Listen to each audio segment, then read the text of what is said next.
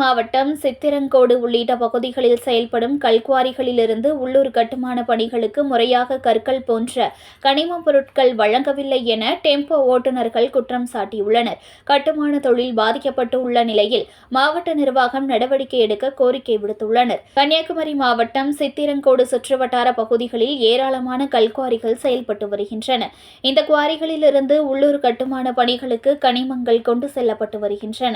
இந்த நிலையில் ஏற்கனவே உள்ளூர் கட்டுமான பணிகளுக்கு 80% டாரஸ் லாரிகளுக்கு 20% என முன்னுரிமை வழங்கப்பட்டு வந்த நிலையில் தற்போது உள்ளூர் கட்டுமான பணிகளுக்கு 20%, டாரஸ் லாரிகளுக்கு 80% என முன்னுரிமை வழங்கப்படுவதால் கிலோமீட்டர் தொலைவில் நேற்று மாலை முதல் நூற்றுக்கணக்கான டெம்போ போன்ற வாகனங்கள் அணிவகுத்து நிற்கின்றன.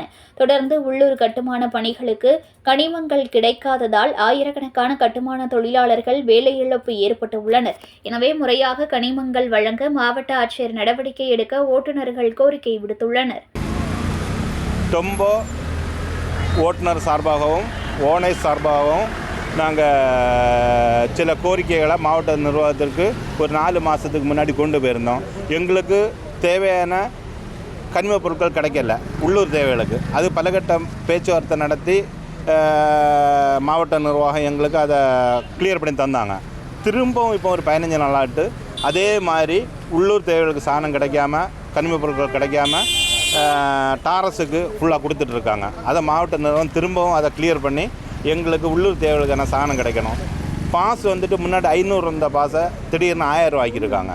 அதே போல் கனிமப் பொருட்களோட ஜல்லி எம்சாண்டு பொருட்களோட விலையையும் டன்னோட ரேட்டு 50 ரூபா 100 ரூபா வச்சு கூட்டியிருக்காங்க. அதனால உள்ளூர் மக்களுக்கு தேவையான பொருட்கள் விலையும் நம்ம கூட்டி கொடுக்க வேண்டியிருக்கு. 5000 ரூபா இறக்கின்ற எம்சாண்டு இப்போ 7000 ரூபா போயிட்டுருக்கு.